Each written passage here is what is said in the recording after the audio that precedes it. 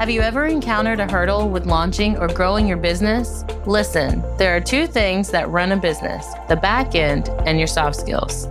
Telling you right now, if these aren't in place, you'll lose clients and you'll lose money. You don't want that? Well, you're in the right place.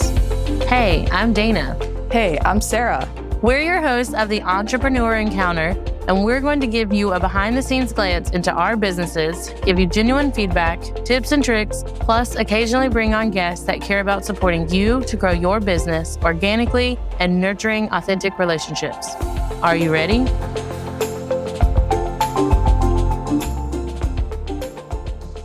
What happens when self-doubt collides with purpose?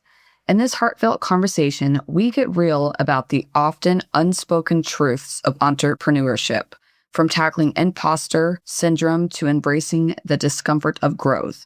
We share how building confidence, discipline, and a strong mindset are essential for not just surviving, but thriving.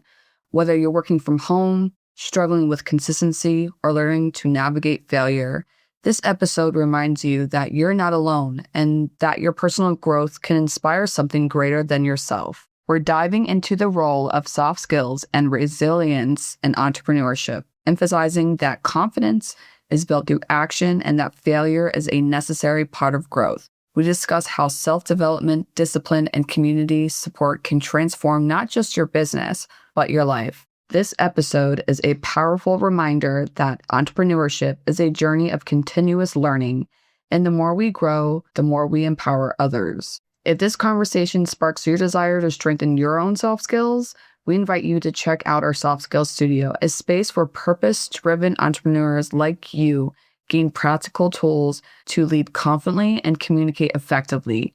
You'll find the link in the show notes to learn more and join our growing community. Now let's get to the episode. Welcome, Ivana, to Entrepreneur Encounter. We're really excited to have you on today. Can you tell us a little bit about you and how soft skills have impacted your life? Beautiful day, everyone. I'm so stoked to share this conversation with you guys. I've been waiting for this, and this is what I love the most because I truly believe that when we sit in front of our microphones and do this podcast, we forget that there is a camera running, and these stories just turned always out to be the best. My name is Ivana Ivanek. I am known as a dreamer and trailblazer, and since I set foot in female empowerment, those who can see beyond also see that I am a doer. And I think that soft skill that is so important to develop if you are starting out in the digital space as a solo entrepreneur is not only communication, but also knowing how to collect and read data and gap analysis. This is something that so many people underestimate, overlook, because this is the uncomfortable stuff that nobody wants to do. I don't think you can say that any better. You're welcome. We all do things that we're not comfortable with, right? But we just got to step forward because in our mind, we think we want it, but you have to build the confidence. Obviously, it does take time, but if there's something that you want, you're going to have to get uncomfortable. And sometimes it does suck in a way, but you just go for it, right? And then you build up over time. I do agree here, though. Confidence is a quite overused term lately everywhere in the online world. Confidence is everywhere. But then when we look at confidence, really, it's not something that we should be waiting for to hit us, like something that just comes onto you and be like, you are confident now.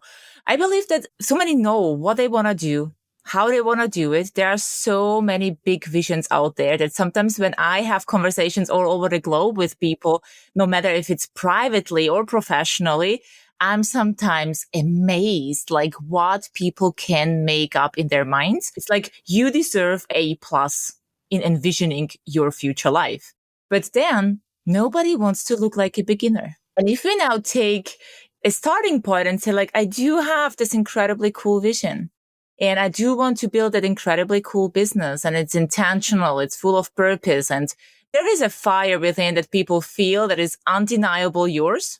But we learned to neglect it because it's always something that if we want to transfer the skill set and the wisdom from our previous doing, the new learned things, there will still be something missing in between that we need to bridge in order to get where we want to be.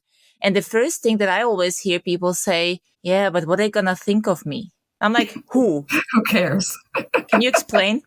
And often we make up, it's mostly family and friends who do not understand what we are doing, who don't understand the industry, not the work we do, which is even worse, in my opinion, that we make up people who do not exist yet, who might tell us that we are looking silly in front of camera, that we do not have perfectionized our skill of sharing on social media, that we are not the best speaker yet. But let me tell you, all of that comes with action. And then you become confident. Oh my gosh. You're my favorite person because you said that. I said it. The quicker you do, the quicker you become better, the quicker you succeed. That's it. I think confidence, leadership, really anything. I think that's why I enjoy the podcast and was really intrigued when we first started it, is because, I mean, there are maybe some people out there that wake up and they're just naturally confident, but that's not 99% of the people. Not even touching on the fear of judgment, but like celebrating the small wins and taking action. So anyone that has listened to this podcast or anyone who has known me for any amount of time knows I hate public speaking. I don't like it at all. But I am now booking and I'm pushing myself to go out and do those things. But it started with small ways of me getting on this podcast. No one sees my face. So I got used to just talking and comfortable sharing my opinions. And somehow people like them. And we have more people like hopping on and asking. But it also started with me going to local networking groups and taking those scary 30 seconds to introduce just my name and my business and the 5 seconds to say, this is what I do. That's it. And then it grew from there. And now I feel like I still have a long way to go, but I am more confident in my ability of I'm going to stand in front of a room full of people today and talk to them in depth about what it is I do and how I can help them or someone in their network, so forth and so on. It's a long-term thing and it's consistent. It's no different than someone that does marathons or half marathons. They did not wake up one day and say, I'm going to run 26.2 miles today. No, they woke up and said, I'm going to run to the end of my street. I'm going to go to the gym and I'm going to run a mile on the treadmill. I'm going to do all these other things to condition my body to be able to run 26 miles. And that can take months. It can take years to get to that. And it's no different than public speaking or launching a business or anything else that you have going on. I totally agree with you. And I think once we have established a gap that we need to close, this will also determine the time, how long it will take you to get somewhere. I love this running analogy because I'm a runner myself. And when I started running, I don't even know if this looked like running back in the days, honestly, because it is something we think we know how it goes because we've been looking, at those Olympic games and those sprints and see those athletes and be like, wow, this feels good. Let's try. And then you go on the street and you realize, my goodness, I need shoes because you can't do it on your all-stars, right? And then what it also needs is commitment. But so many people are afraid to commit to doing a thing because, as I mentioned before, looking like a beginner is really uncomfortable. And there will be judgment. There will be people telling you that you should be doing something else because this doesn't suit you, not understanding that you can actually learn skills and that we can develop those skills. And as you said, nobody is a professional speaker, born no professional speaker. There are talents, but everyone needs to some sort of practice till we go where we want to be. And then to commit to it long term, as you say, Dana, because so many people are afraid to commit to something because it might become the reality someday. And what then? What if I say, I'm going to run a marathon, the whole world has been watching me training for it, and then I'm at the starting point. The clock is counting down from 10 to 0, and you start running. And you set yourself up for expectations. You set up the whole world for expectations for you to finish that marathon. It becomes your reality. And then the next fear kicks in and be like, but what if I fail? What if I don't finish? Everybody wants me to finish. So navigating constant learning, constant commitment, constant readjustment, and being ready to see failure as something that we need on our journey, because only then we can look at it, what went wrong, and we can see what we need to do better, what we can improve, whether this is soft skills, whether this is something in the process that we simply overlooked or denied to look at, which is mostly the case. And then we can go again, repeat the same thing instead of reinventing ourselves. Let's say the marathon runner does not succeed in the marathon. Either the person is so far behind than expected, or, I don't know, for whatever reasons needs to stop the race. Does this person going then ultimately into sprints or into long distance run? No, you still are a marathon runner who is going to train for the next marathon, but then close again those gaps and see what went wrong in the preparations. So what I also see a lot in the digital space, like if one offer doesn't make the money we expected, if the lead magnet, just nobody seems to be interested, although you have done your research, you have done everything correctly, people just go and reinvent themselves. They think that like it's not worth pursuing because we got that one no. Look at the data, look at the things. There's often it's one word you need to tweet. Often it's just stick to the promotion a little bit longer. Often it's your communication. Often it's you, the way you present it that needs improvement. But we don't look at this because I think it's one of the hardest when I think you agree with me, guys, sitting here, listening back to your own episodes you have created and listening to your voice and listening how you look like and what you said. But this is the most uncomfortable thing to do, to look at what you suck at, as Sarah said. Yeah. But if you do that, you're gonna master it because this is your direct evidence. It says, okay, didn't like that. Do it better next time and do it soon. And if you keep on repeating that, oh my gosh, you become unstoppable. Can you imagine? Every time you do something wrong, you immediately look at it and you improve it. There is no way you cannot succeed.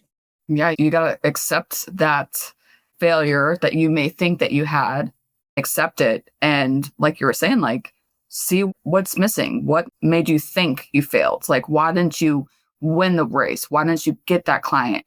And I started to realize that previously I've got a couple no's. And I was like, well, I'm going to challenge myself. I'm going to be in competition with myself and keep doing it because I know I'm going to get a no, but maybe next month I'm going to get a yes.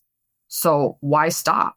I have to keep pushing myself and learn how to better craft my communication when I'm trying to find clients. So yes, it takes time, but if that's something that you want to do, keep doing it. I hear this so often, just as when people they tell the whole story of how they envision their business and what they want to be doing. And I just often get goosebumps. And then just before even finishing the last sentence, it already starts, but I don't know how. Oh, you do? I don't know if I can do that. And I'm like, that's it? This is where you stop? Like we just had a full conversation about a whole future, about a whole impact, about something big that can change people's lives. Like, and then you tell me, but I don't know how to do it. I mean, fair enough. Not everybody knows. I didn't grow up in an entrepreneur family. I didn't know nothing. My first business failed. I hit rock bottom mentally, physically, financially. It took me 8 years to get out of that and to set foot again in the same space and to do it again.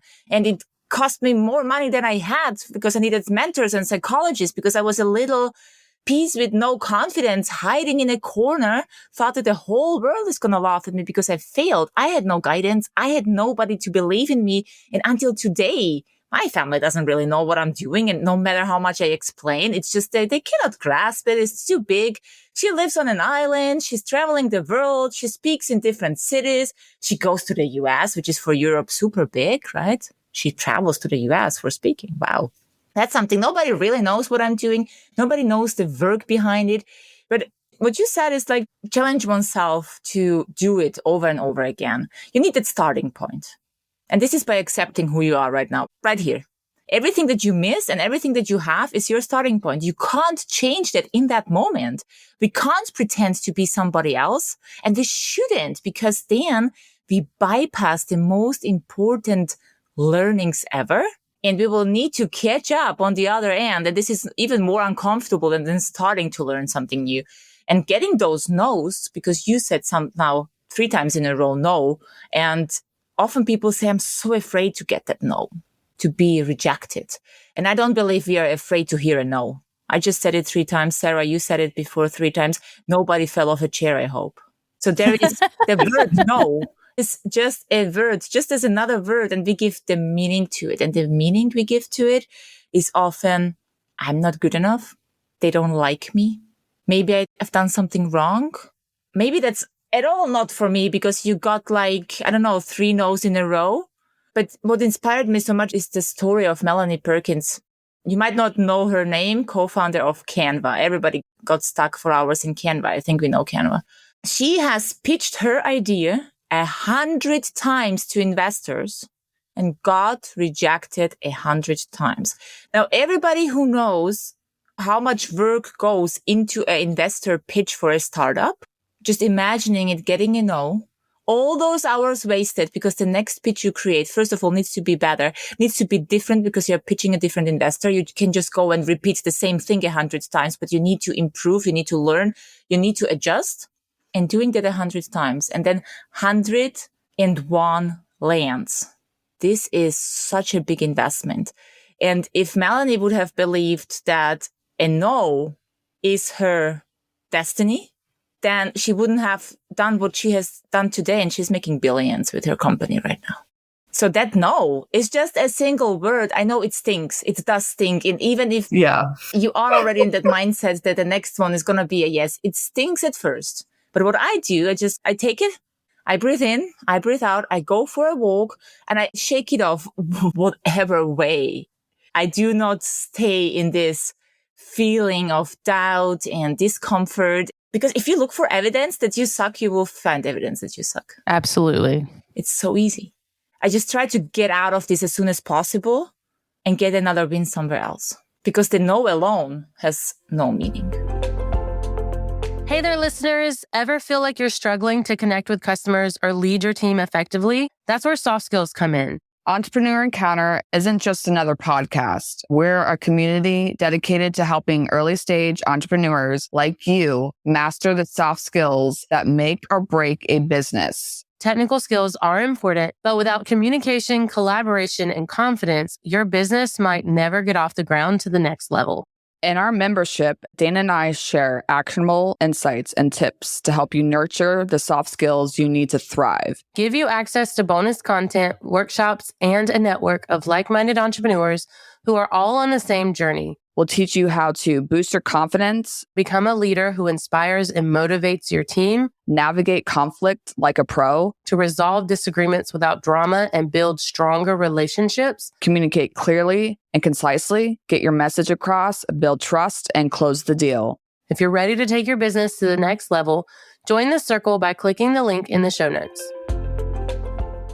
When you look at the no's and you look at everything else, look at something else that's going to bring you some celebration. So yes, I got a no today, but guess what? X, Y, and Z is happening and it's doing really well, or whatever the case may be. Like, okay, so this is where I'm at. I'm doing really great. And the podcast is doing awesome. Okay, although yes, I got a no over here because celebration wins every time. So now you're going to get in that mindset like, okay, well, if this is doing great, who cares about that no over there? Embrace what is doing really well for you in your personal and professional life and go with that. I feel like that's the perfect way or guide to building resilience, which I feel like we only see the shiny parts of, oh, I made 6 figures or I got 500 people to sign up for my launch. But again, just like I was saying before, they didn't just do that today. They had a lot of no's and a lot of failures in their marketing and probably worked with a coach and other people and build their community to get there. So hearing the no, but learning resilience, like it's not the end all be all. It's learning how to handle the criticism. Why did they say no? Is it because you walked in there nervous and like, no one can see me, but I'm like shirking away and you said a lot or you weren't confident in your message. So maybe the only thing you need to tweak is your confidence in your passion and staying true to your message. But like you said, presenting it in a different way or from a different angle, depending on who it is that you're talking to. Because things I say to Sarah is going to be different than like telling Sarah what I do or what I'm working on is going to be presented in a different way than how I present it to someone in my co-working space or to my husband. Honestly, just like you, Ivana, my dad still to this day does not understand what I do. I have explained it numerous times. And at the end of the day, I was just like, I'm working for myself and I'm making money. So you do not have to help pay my bills as an adult. And that's just where we leave it is I'm doing something that brings money into my household and I'm helping other people. And long-term goals, I'm hopefully inspiring my children to do the same thing or again, stay true to their own message and do what they want to do, whether it is get a 9-to-5 job or be a public speaker or run a business or who knows what they come up with in this day and age. But they'll do it and they'll be confident in knowing that even if their best friend says, that's a dumb idea, if they're passionate enough about it, they're still going to do it. I agree. I think when we look at the online space specifically, there was a time where we got sold the idea of quick success, which is not wrong in my opinion. But I think what has never been taught to us is to see whether this success or the way of achieving it is for myself. When I work with people and I see so many individuals and what I truly see is what you just said, like some people can't even explain what they want to be doing, although it's up here. So they need a lot of guidance to get that out, to put that on something tangible, right? It's usually written right on paper in words. And others have done that work already so they can move on a little faster. People who come from sales in their professional or corporate world, they will have a hard time getting all the way up to the sale. But once they get there, they can sell, where other people are creators and they create and have a hard time selling because they simply never done it before. And picking up the person where the person is, that will literally depend how quickly you get to where you want to be. Taking in account, which also nobody speaks about, is that life will keep happening. You can set out for big stuff. And the moment you do it, it will hit you something unexpected that you'll be like, yeah, great. And now I'm not meant for this. And this is what often people tell you one part of the story. And I'm trying to be so transparent about all these things. I'm not going to promise you the world if I can't give it to you tomorrow, because building a business is one of the biggest self-development journeys we go on. And this is also nobody tells you, because we know by simple strategy that we need a brand, visibility, leads. You need to make them an offer and close the deal. This is how it goes. It's not a big secret. Google will tell you. And the how you do it, there are like a gazillion ways. And I'm always telling you, find the best fitting one for you. Have fun doing it. But once it comes to the doing, this is where it becomes super interesting. For me, who works with the people, but I also think for the people who are doing it, being like, oh my goodness, I didn't know the moment I press play on that camera that I become a whole different person. And I didn't know that I can't even look at myself. I didn't know that I hate my voice. I didn't know that saying something like placing a message and communicate well in 30 seconds is damn difficult. I'm a good storyteller, but every time I tell my story and where I come from, it sounds like everybody else and the world seems to be bored of it. I'm like, yeah, that's the work we need to do, because becoming that communicator and knowing how to tell your story in a compelling way so people actually love listening to you and you can say things very quickly, because often we only have that 30 minutes to share. This is the work that needs to be done. And nobody speaks about that. Nobody tells us what it really takes. And it's often sitting there and doubting yourself. No, definitely not. I know a lot of people talk about consistency, and there's different approaches to it, but it also takes discipline. So even when you hear all those no's, you have to be disciplined enough to keep going until you get a yes.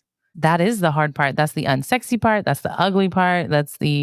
No one talks about that on social media, except apparently me and Sarah sometimes. When we notice like a dip in our downloads or listens or whatever you call it, we ask the hard questions like, are we taking the time to share it in our own networks? Or are we just relying on the powers that be to let it randomly be found? We have to be disciplined enough to, when the episode is out, we're not just sharing it into the Entrepreneur Encounter podcast Instagram, but we're putting it in the newsletter. We're sending it to the guest. we're sending it to our own individual, personal, and other professional pages because we have so many different audiences. That is how we're going to grow. And we have to face that in the mirror of this is what it's going to take for this podcast to be successful. And if we aren't willing to do it, well, then we can't be upset when our numbers go down. Exactly. You have to be disciplined. I know when I started, I didn't have anybody to go to. Like, how do I start a business? I was just like, oh, I'm going to start working from home. But having that shift from working for somebody else to myself, and I'm the boss, I'm the one that has to tell myself that you need to do your work. It's the discipline. And again, like Dana said, like nobody really talks about it that often. It's challenging to run a business, especially when you're raising a family and all the things that happen between your personal and your business. It's all connected. If you're not getting enough sleep, you're going to wake up and be grumpy and not want to work. You want to take a nap, but you have to put in the work. You have to do the thing. And then it's a full circle. And then like, it's always the what ifs. But if you don't do this, then this is not going to happen. Or if I fail, well, if I don't do this, it's definitely not going to happen. So you're juggling all the things. I just had a meeting last week, which was for a company that I am involved in. And there was this quarterly meeting and we've been sitting on a palapa overviewing the ocean, and it was the best place to work. And the team was there. It was amazing. And we, of course, had dinner afterwards and a drink. Midweek drinking is by far the worst for me because I'm just not used to it anymore. And my body doesn't handle it because weeks are stressful. And then I rather don't do it. But we did it anyway. The next day I woke up, I exactly knew what I needed to do. Like my priorities are unapologetic. Mm-hmm. But I woke up, find myself in the morning reading unnecessary emails that do nothing to my business, even started labeling them. And I sit there, I'm like, what on earth are you doing? Because I was tired. And when we are tired, it's like our confidence never existed.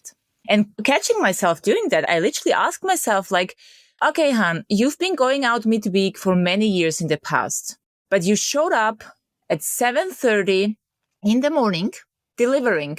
And I was like, why was that possible? Now you're sitting in your home office and you are doing emails that nobody cares for. And I was like, yeah, I had a contract with my boss and I respected that contract and my boss.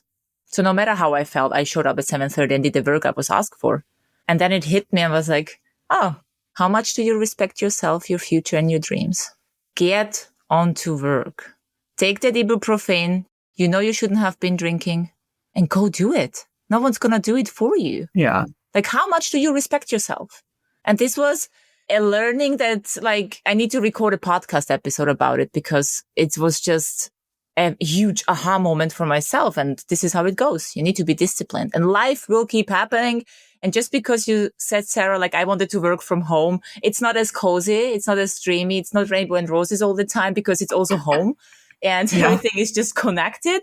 And it will require you work to make this a comfortable thing and something, a venture for the future that actually is working for you.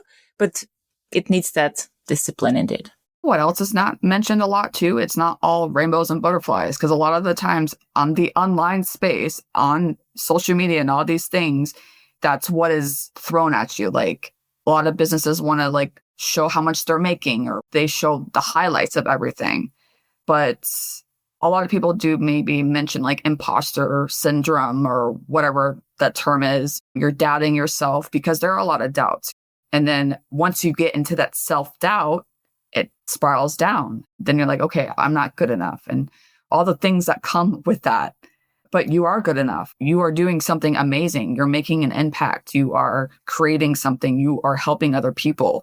So instead of the self-doubt, think about that stuff. And that can help you with the challenges and say, okay, well, yes, today is not going the way I want it to, but tomorrow is going to be a better day. Like get into that more positive self-talk. Absolutely. I would like to share one last thought on self-doubt and imposter syndrome. I make always a clear distinction between those. If imposter syndrome kicks in, I almost on default, I'm always asking myself, what is it that you think you cannot do?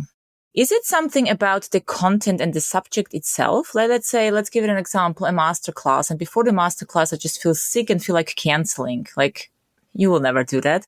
But you sit there and be like, okay, what's the issue? Is there a slide that I haven't rehearsed well? Is there a piece of information that I am not confident sharing because I am missing a piece? So let's research it and let's take action immediately. Or is there something about the delivery itself? I didn't rehearse well, so I have all the reasons to doubt myself because I haven't prepared. And I take action on that. Is there something in the content I need to learn, research, or structure better? Or is it the delivery? Do I need to be more in front of camera? Do I need to rehearse this another time? Do I need to look better at my slides? Whatever I need to do, and I tackle it. This is by now a default that runs in my system. But self-doubt gets personal. Mm-hmm. Self-doubt is being your worst critic and not taking action. And this is, I think, one of the worst spaces we can be. And Sarah, as you said, it goes downwards. The spiral goes so quick and it becomes so tense and it becomes so narrow down there that all you can think of is dropping it. But I think even there, like when you are in this downward spiral and you are in the self-doubt spiral, I think the best thing is to start sorting your thoughts and looking where this noise comes from. Because self-doubt is personal and it's hard. It's being, you're hard on yourself when you doubt yourself, no matter what you do. Because I trust that everyone has the capacity to learn. We proved it so many times. We can do our shoelaces.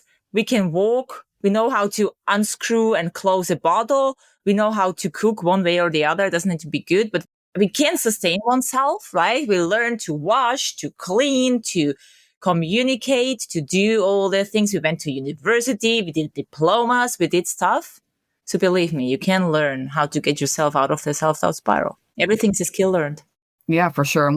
And then what else I find to be really helpful is having conversations with people that have been in that situation and see how they overcome that. Or you can talk to other entrepreneurs, you can talk to people in your family, your friends, whomever, and just have conversations. And like for me, personally, I like to talk it out and sometimes I cry, but like other than that, like that's how it helps me process the things. And once everything is out of my head, I feel better. I think one of the biggest takeaways from that for me and maybe everyone else, but something to overcome self-doubt and to like transition it or shift it to the more self-empowerment. You can talk about it all day long of what if I fail to what if I succeed. However, I don't feel like it's something that you can do by yourself. It really starts with who you surround yourself with. Working from home is very lonely. And so then you do get in that spiral and it is really hard to get out of it. Not professionally speaking, but like right after my divorce, my kids were gone to their dads for the first time, like long term, like 4 weeks. And so that was really the first time in over 6 months that I had time to like sit and really feel the feelings because no one was around. I didn't notice, I didn't pay attention to it, or it just wasn't aware. And I text my group of friends who I've had for longer than I feel like I've been alive. Like we've known each other since elementary school. And I was like, you guys, that's all I said. I was like, I sleep until like 10, which if anyone knows me, I'm an early riser. I always have been. I get up at 6 naturally without an alarm clock. But when they were gone, immediately I started sleeping in and I was always tired. And thankfully, they know me well enough. They're like, I think you might be depressed and you need to talk to someone. And that was the big realization for me of, oh, I need to work on this before it gets worse. And it's no different than growing a business, being a business owner. Like who you surround yourself with matters. Like I join this co-working space that I'm a part of just because it's not just, oh, we all show up, we're quietly working independently. No, we are all talking out loud. It's like one big retreat every day where, oh, what are you working on? How can I help you? Oh, this is what I'm working on. How can I support you? Or one day I was trying to do coffee chats and my computer gave me the blue screen of death right before the call. And I was like, oh my gosh, what am I going to do? I have to talk to 3 people back to back. And without hesitation, another entrepreneur in here was like, here's my laptop. I have a spare. And it didn't cross her mind. Like she just immediately was there to support. And so I think the best way to overcome self-doubt is by being around other people who inspire you to be better, but also lift you up when you're struggling to do so. And they will help you shift without even meaning to. What if I fail at this business? To what if I succeed and then I can bring you with me, or I can bring someone else I haven't even met with me? And how much better that's going to feel. It does. And I think it's about finding the right people. I was so clinging onto my family. I was thinking that if I do something so vulnerable, something so big for me that obviously no one else can relate to, nobody knows how big it feels, nobody knows the hurdles, nobody can understand the obstacles. I fell on deaf ears and I was devastated. I was hurt. I was literally not understanding, like, do they even love me? Like, do you love me?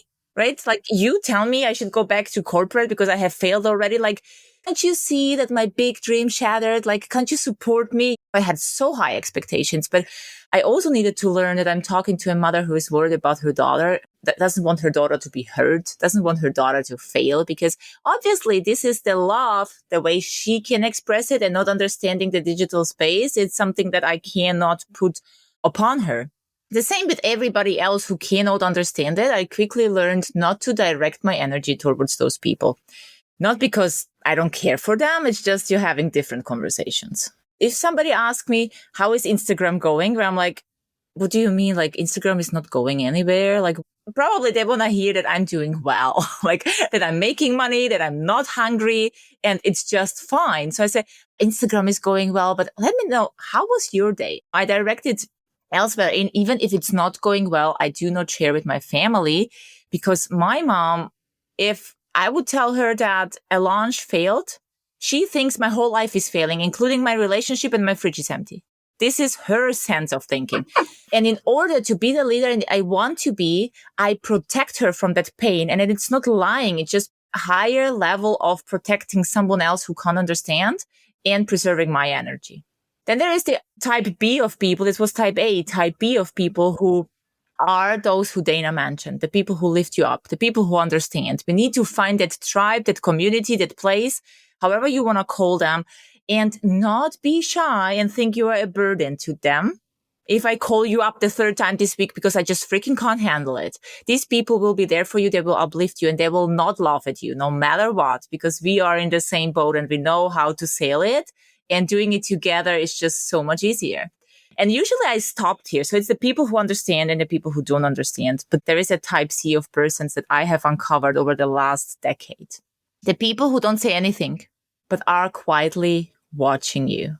Some judgments, some critics, but nothing too wild that throws you off your lane. But then you see them evolving inadvertently.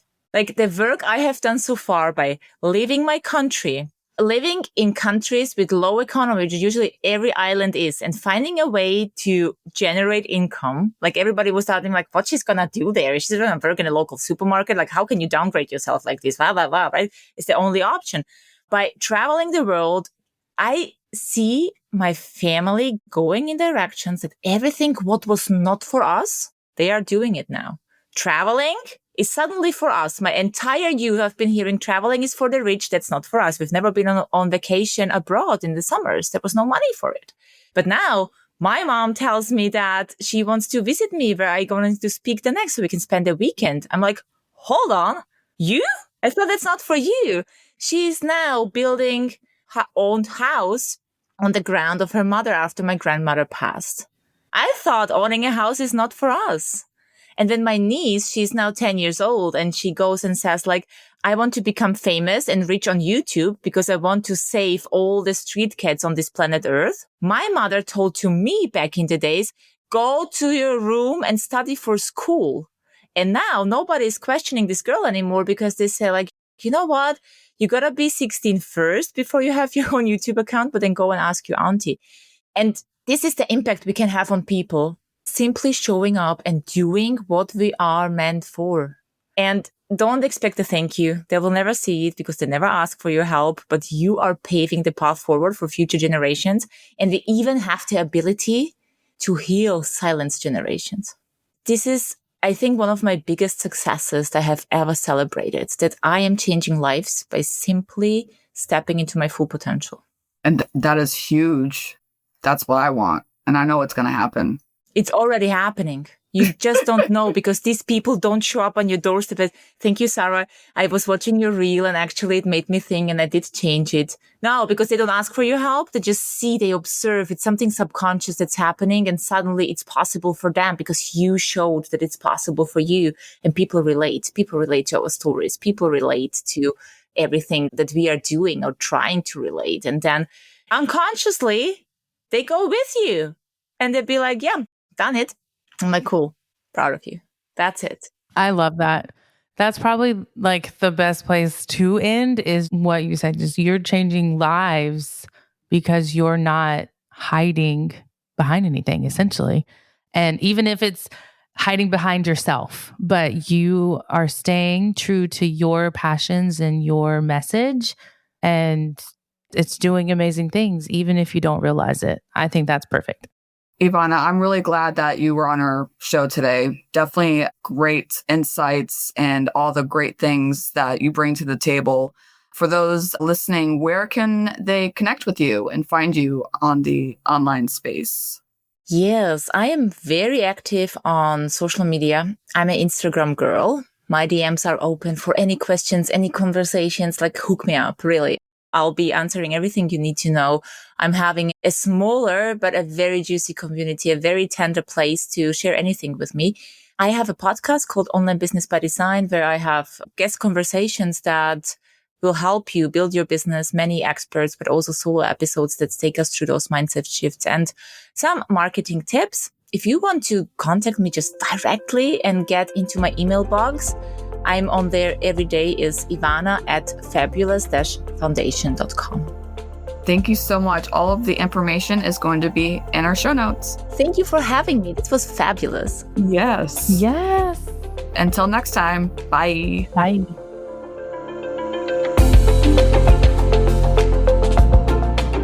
Thanks for tuning in to another episode. Remember, soft skills aren't just some fluffy buzzwords that get thrown around in the corporate world. They're the key to unlocking your full potential as a professional and a human being. Don't be afraid to invest in yourself and seek out opportunities to improve your soft skills. Sarah and I have a variety of workshops, online courses, and complimentary clarity calls for you to practice in real time with us. Links are always in the show notes. And be sure to join us next time for more insights, tips, and tricks to help you succeed in your entrepreneur encounter.